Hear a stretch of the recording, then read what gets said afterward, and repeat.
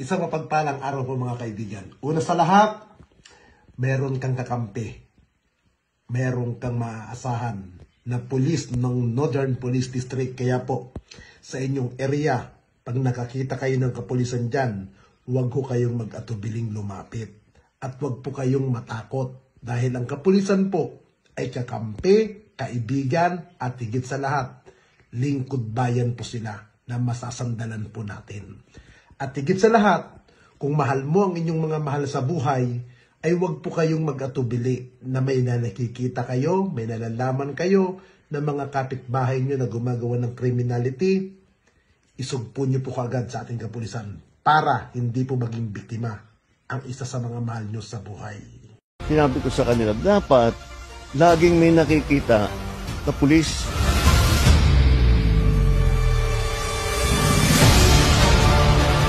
Kailangan ang pakiramdam ng tao, laging may pulis dito. Nararamdaman ng mga tao na safe ng kapaligiran kahit saan Metro Manila, kahit saan magpunta, okay naman. Okay ang palakad ng mga gobyerno natin, mga kapulisan, ayos naman. Mas maganda-ganda naman maraming kapulisan. Nakikita naman natin yung mga pulis dito. Responsive naman sila, active naman sila na nag-aayos ng mga traffic natin dito sa lugar na to.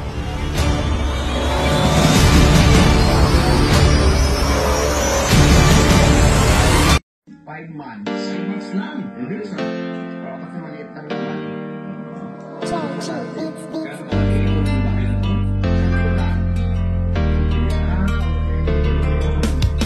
O pakinggan ninyo ang kanta na ito para malaman talaga kung anong mali ninyo.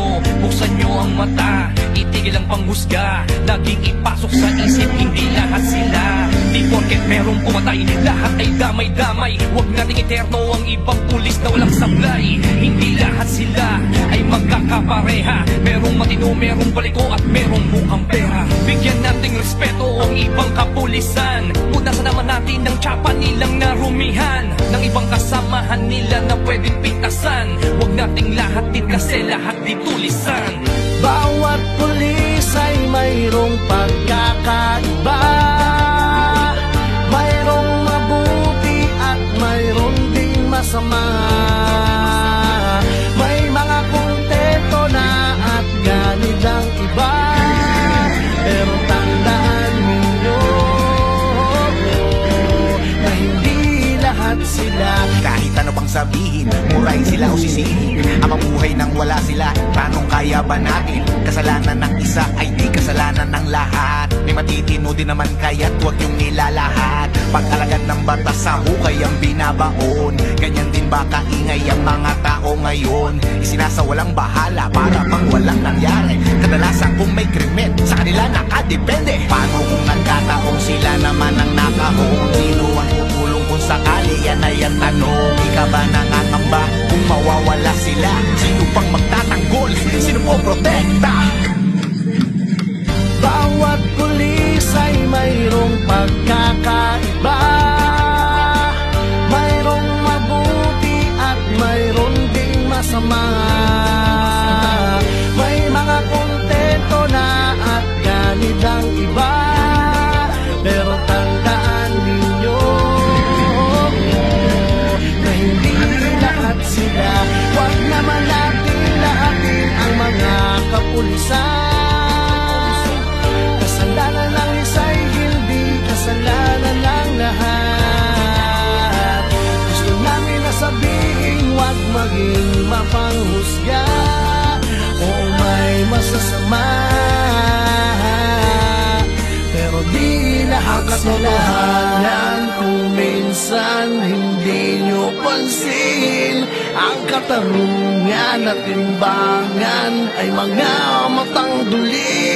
Lahat naman ng tao, ikaw at ako ay sumasablay rin. Kaya bago kayo manghusga't magsalita, Hindi lahat sila. Executive officer, chief executive officer, minsan yan, may-ari. So ito na nagbundo rin. O pakinggan ninyo ang kanta na ito para malaman malaman talaga kung anong mali ninyo. Buksan nyo ang mata, itigil ang panghusga. Laging ipasok sa isip, hindi lahat sila. Di porket merong pumatay, lahat ay damay-damay. Huwag nating eterno ang ibang pulis na walang sablay. Usapan natin yan. Sa Republic Act 9344 o yung Juvenile Justice and Welfare Act of 2006, may dalawang category po yan. Yung sinasabing children at risk o yung CAR at yung CICL. Sir, dito muna tayo sa children at risk. Pag sinabi pong children at risk, yan yung mga minor below 18 years old who is vulnerable to abuse, neglect, exploitation, or involvement in criminal activities. A child who is vulnerable to criminality but has not committed an offense. Ibig sabihin po niyan, bigyan na namin kayo ng isang magandang example. Yung pagre-rescue po sa inyo tuwing curfew hours, yan po ay kinukonsider namin kayo ay child at risk. Kaya po namin kayo nire-rescue. Dahil this oras na ng gabi ay nasa labas pa po kayo, vulnerable po kayo, maging biktima ng krimen. Nung kagaya po ng nakasaad dyan. Pero, wala pa po kayong kaso na nakumit. Kakaintindihan po tayo ha, expose lang po kayo sa panahon na pwedeng may mangyaring krimen. It's either maging biktima ka o ikaw ang mambiktima. Kaya po, yun ang rasyonale bakit po ini-implement yung curfew. Hindi para kayo ay hulihin. Rescuein kayo, dalhin sa barangay, sa PCPC, at tatawagan yung magulang ninyo para ma-issuehan ng citation ticket, OVR. Kapag sinabi naman pong CICL o yung Children in Conflict with the Law, yan po yung mga minors na nakapag-commit na ng offense dito, nakapag-commit na siya ng offense under Philippine law ng rape, naghising dahil saga, ng gulpi dyan sa labas, nag-abang, bugbog sarado yung estudyante o yung mga kapitbahay o iba pang minor. Makakategorize pa ba natin silang children at risk? Oo, hindi. Ano na po sila? Hindi naman criminal. We can see, tinatawag po namin silang children in conflict with the law. Liable sila sa charges? Pwede silang kasuhan? Pwede. Okay? So ano yung mga pwede? Dito tayo sa ganga, huwag mo na lalo din sa mga member ng DBS and DST para po ipaalam namin sa inyo. Regulates the act of raising and other initiation rights in fraternities and sororities in the country. So ganito dati, ito yung luma na anti-hazing law. Luma to. Ngayon, ang ini-implement na ng batas natin, itong bago. So ano yung pinagdaya ko ng dalawa? Dito, kay 8049, ang nakalagay, regulates. No? So, hindi siya bawal. Regulated. Ibig sabihin ito pwede, pero merong limitasyon. Ano yung limitasyon na yun? Dapat hindi mamatay, hindi maputulan ng kahit na anong parte ng katawan, hindi maapektuhan yung man doon sa 5 senses niya, no? At hindi magkaroon ng kahit anong uri ng pangmumulista tulad ng rape. No? So, doon mo malalabag yung anti-hazing law pag may nilabag ka sa mga kondisyon na yun.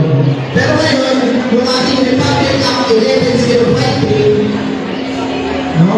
Ang main cover po nito ay si Senator Sherwin Gatchalian noong 2018. No, sabi niya, all forms of hazing shall be prohibited in fraternities, sororities, and no? Kahit pilitin mo yung tenga, ang narapis.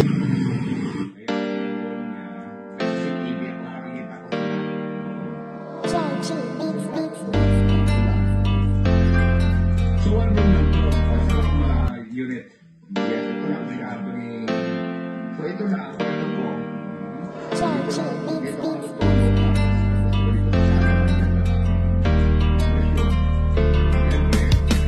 pakinggan ninyo ang kanta na ito para malaman talaga kung anong mali ninyo. Buksan nyo ang mata, itigil ang panghusga, laging ipasok sa isip, hindi lahat sila. Di porket merong pumatay, lahat ay damay-damay. Huwag nating eterno ang ibang pulis na walang sablay. Hindi lahat sila ay magkakapareha. Merong matino, merong baliko at merong mukhang pera. Bigyan nating respeto ang ibang kapulisan. Punasan naman natin ang tsapa nilang narumihan, ng ibang kasamahan nila na pwedeng pintasan. Huwag nating lahatin kasi lahat di tulisan. Bawat pulis ay mayroong pagkakaiba, mayroong mabuti at mayroong ding masama. May mga kontento na at ganit ang iba, pero tandaan ninyo na hindi lahat sila.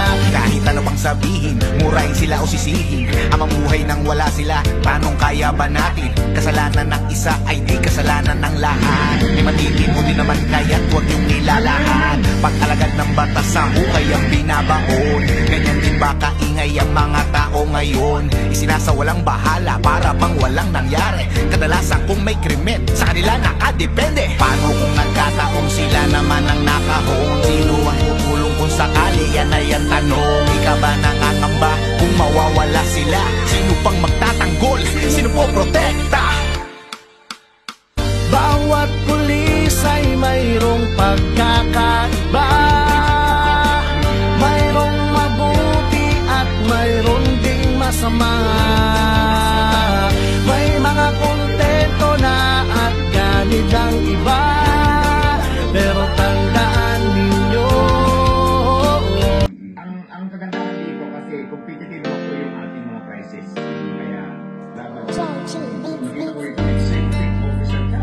Chief executive officer. Ibig sabihin, ako yung primary. O pakinggan ninyo ang kanta na ito para malaman talaga kung anong mali ninyo. Buksan nyo ang mata, itigil ang panghusga, laging ipasok sa isip, hindi lahat sila. Di porket merong pumatay, lahat ay damay-damay. Huwag nating eterno ang ibang pulis na walang sablay. Hindi lahat sila ay magkakapareha. Merong matino, merong baliko at merong mukhang pera. Bigyan nating respeto ang ibang kapulisan. Punasan naman natin ang tsapa nilang narumihan, ng ibang kasamahan nila na pwedeng pintasan. Huwag nating lahatin kasi lahat di tulisan. Bawat pulis ay mayroong pagkakaiba, mayroong mabuti at mayroong ding masama.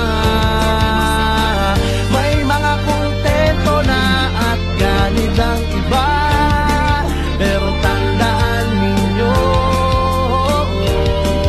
na hindi lahat sila.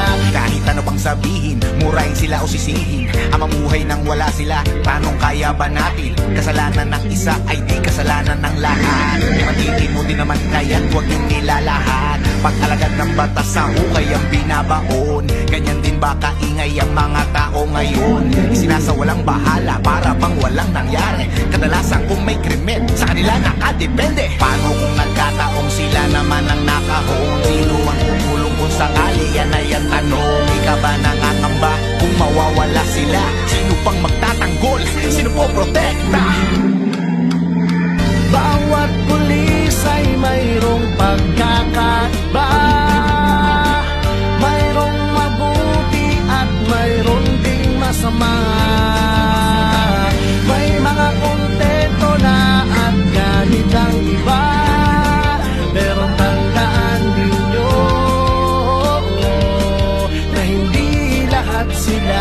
Huwag naman natin lahatin ang mga kapulisan. Pala si Jericho Adlawan ng Pasig City Corporation, Assistant Supervisor ng company. Nung dumating po yung kapulisan dito sa Pasig City, nung tinawag po namin regarding sa nakawan, mas naging kampante na po kami agad kasi mas mabilis po na-actionan yung concern namin regarding dun sa nakawan na nangyari dito sa aming kumpanya. Kaya po nagpapasalamat po ako sa mga kapulisan, lalong-lalo na po sa Valenzuela Police Station sa agarang pag-responde nila sa aming concern. regarding po dun sa tinawag namin sa kanila. Lamang po at maraming salamat. Tumasablay rin, kaya bago kayo manghusga't magsalita, Hindi lahat sila. Bili ng kaldero. So,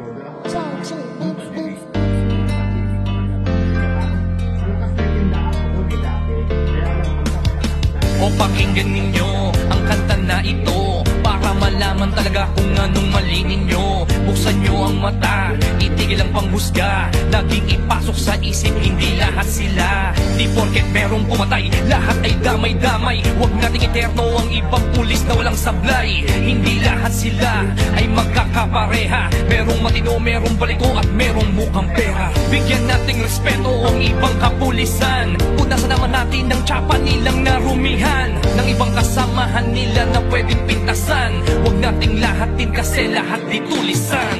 bawat pulis ay mayroong pagkakaiba. Mayroong mabuti at mayroong ding masama. May mga kontento na at ganit ang iba, pero tandaan ninyo na hindi lahat sila. Kahit ano pang sabihin, murahin sila o sisihin, ang mamuhay nang wala sila, tanong kaya ba natin? Kasalanan ng isa ay di kasalanan ng lahat. May matitino din naman kaya't huwag yung nilalahat. Pag-alagad ng batas sa hukay ang binab... sa atin. Gano'ng kalaki itong bahay na to?